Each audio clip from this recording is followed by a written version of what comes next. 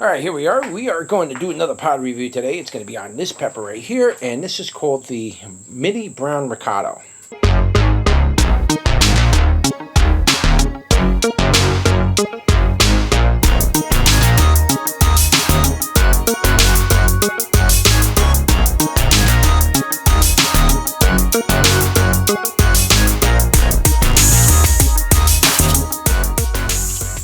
Alright, welcome back everybody, and we are going to do a pod review today on one of these peppers here. So let's see what we got ready. I think we're going to do this one here. I've been looking at this now for a while, and this is the Mini Brown Rocoto. So let's pick one of those. Alright, and actually a couple of them. There's 3, 4, 5, about 6 or 7 ready. So we'll just pick these two for now. Give you a look at them. Okay, now I've tried to grow this in the past, and I just haven't had luck with it. So I haven't had luck with the brown Rocoto. Rocotos, just so you guys know, they're a little on the hard side to grow up north, this far north. And so when you're growing Rocotos this far north, you really got to get these plants started very early and get these plants pretty big indoors before you bring them out. And then once you go through the whole 3 weeks of transfer shock and transplant shock and everything slows down and all that good stuff, once you finally get through that, then the plant can start to focus on its growth. And if you give it good soil and good water and you grow it in full sunlight, you're going to get a really, really good production of peppers that year. But you really got to start early. Rocotos are a late season variety, and if you don't get started early, you're just not going to get peppers that year. For me, it doesn't matter. I start peppers pretty much all year, and the reason for that is that I bring them indoors and I grow them throughout the winter. Then I'll grow them outdoors in the summer. So it doesn't matter for me. But a lot of people are seasonal. So if that's the case, you're going to have to get started early so you can get peppers by the end of the year. All right, so let's turn you around and give that a go. All right, here we are. We are going to do another pod review today. It's going to be on this pepper right here, and this is called the Mini Brown Rocoto. Now, there's a mini and there's a large version. So keep in mind that the brown Rocotos have a couple of variations to it. There is a mini and there is a larger version of it. This is the mini version. Now, I've tried to grow this in the past. I know I said it earlier, but I tried to grow it in the past, and I just haven't had any luck with it. Just couldn't get the seeds to sprout the first time. I think they were just old seed probably. And the second time I tried it again, I think I got 1 or 2 to sprout. It grew a little bit, but by the end of the year, it got crowded out by my other plants that I grow around it, and I didn't bring it in, or it started dying and I just dropped it. And then I tried to regrow it again next year from the same seed, and it didn't happen. So this has been going on for a little while, and this is like really the first successful year I had with this pepper. And this is a 2-year-old plant. So I started these last year, probably in August, somewhere around there, and here we are now. We're already in September, so this is over a year old, this plant. And I am getting Rocoto peppers off it, actually quite a few. And I think next year, if I winter it over again and I plant it outside, I'm pretty sure I will probably double or triple the amount of pods I get off it. So it really depends. But it's hard to tell which plants are going to grow big or small. Sometimes they stay small and they just put out a lot of peppers when they're small.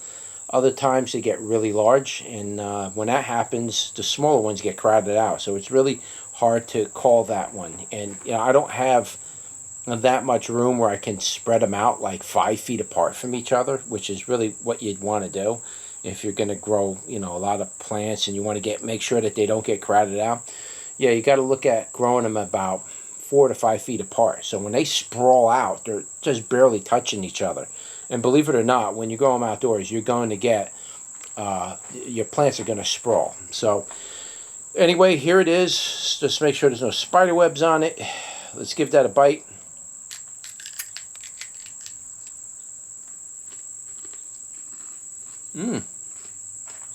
Wow, that was pretty tasty, to be honest with you. I also want to point out, too, that these Rocotos, or sometimes referred to as Locatos, they are a black seed variety, and that's what I'm trying to show you now. You can see the black seeds in there. And so they are a black seed variety.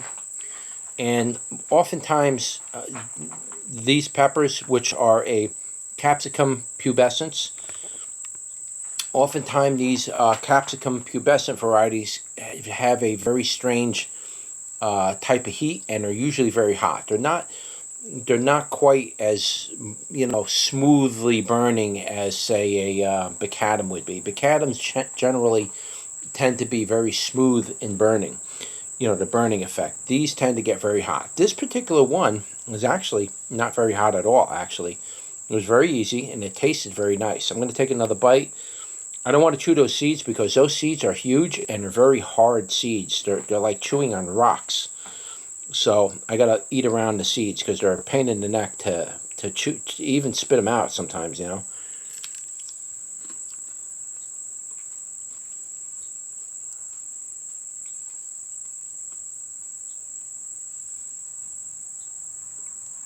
Okay, it has that typical pubescence type of ricotta flavor.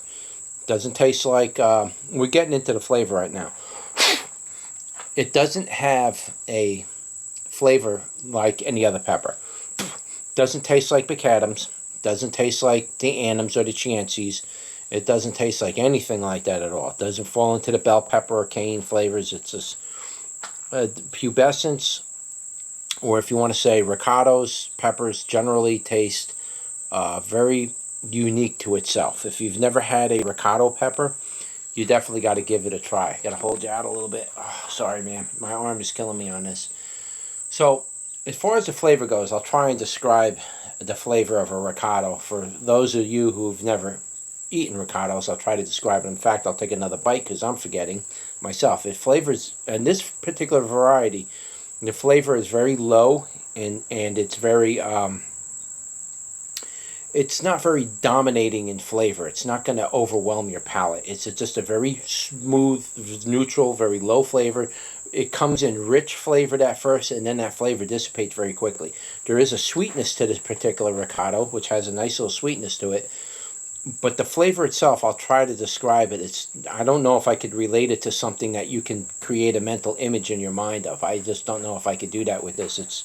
It's a very unique flavor, and the only way to describe this thing is you'd have to eat a ricotta pepper for yourself. And then once you eat a ricotta, that general flavor of how ricottas generally taste, you'll understand what I mean. And then there's all the little nuances in flavor. They kind of vary in a little bit between each other. So you got to swim through that variation. But that's the same thing with Macadams, or really most of the other varieties of pepper. Though some of the Annams and the Frutescens and some of the Chiantis, they kind of sometimes have similar flavors. So you can get away with saying, oh, well, it kind of tastes like this pepper, or kind of taste. Ricottas don't taste like anything like that. They are a flavor sensation of their own. Take one more small bite off of this, and I'm going to try to see if I can give you an idea what it might taste like. You could see those black seeds in there.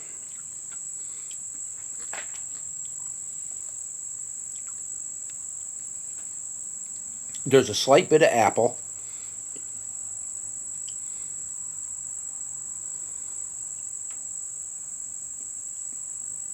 And then there's this kind of a little bit of a tanginess, but the flavor of it, guys, I can't really describe it. It's just a strange, ricotta peppers have just a strange flavor to it. They really do. What I will say about this one,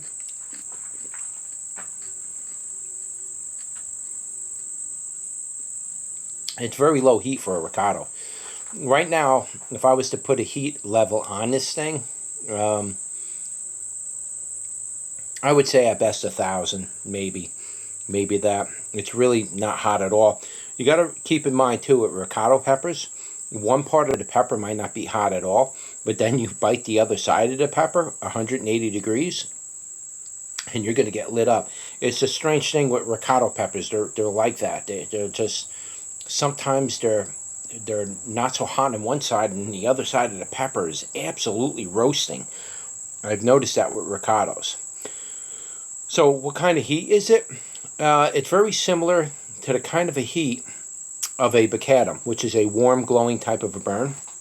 Full circle, it pretty much heats up your lips. It's heating up my gums a little bit. It's heating the tip of my tongue.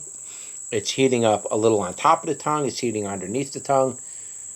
Nothing really in the back of the throat. This one's a light burner though.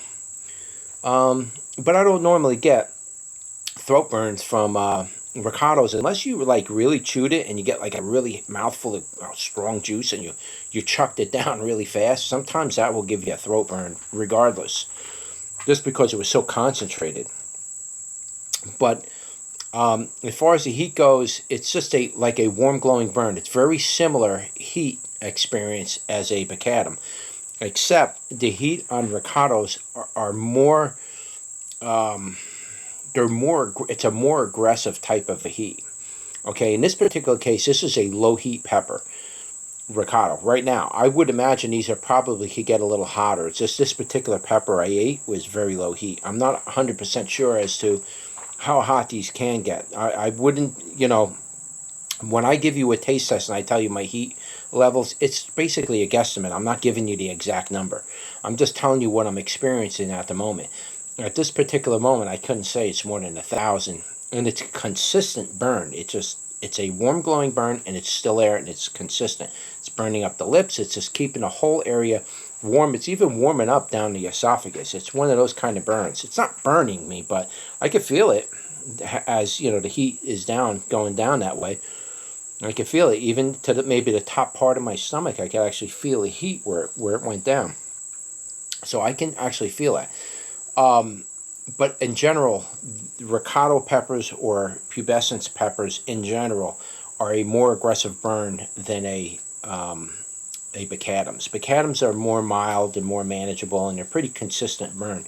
Rocotos can go all across the board. You can get I've had Rocotos that were so hot, I was literally scrambling for something to cool myself down with. And then other years I've eaten them and they were like barely hot. So they can range quite a bit in heat effect, from pepper to pepper too. You might eat one, it's cold. Now that was great. You go and you eat another one, and now you're cooking from it. They're unpredictable. But like I say, with this one, it's maybe 1,000 Scovilles, but maybe the next one you eat might be a little hotter. So keep that in mind. But it's a good pepper. This is a really nice pepper. Again, with Rocotos, if you're going to be like a seasonal grower and you're only going to grow you're only worried about just that year, you got to get started early with Rocotos, very early.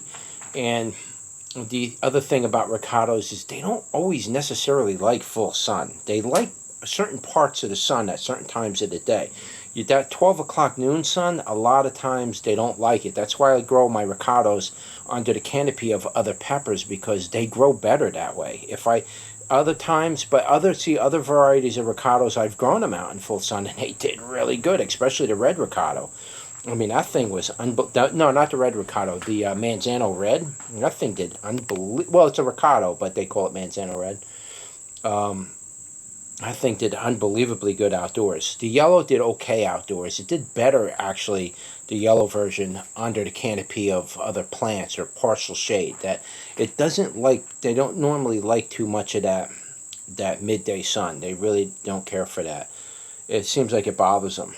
But it's a good pepper to grow.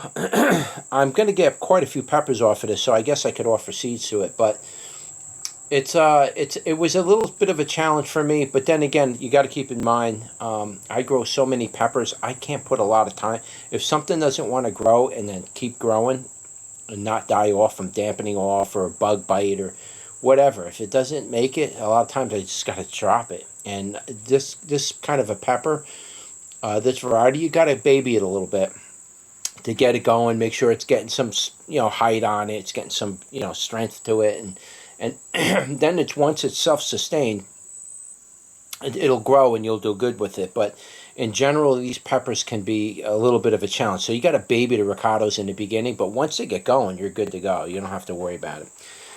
But anyway, guys, that's really it. I don't know what more to say about the Mini Brown Rocoto. It's a great pepper. Definitely give it a go, whether you see it on my website or another website. Definitely give it a go. It's a nice little pepper. Again, my heat experience wasn't too hot, but that doesn't mean that it won't get hotter.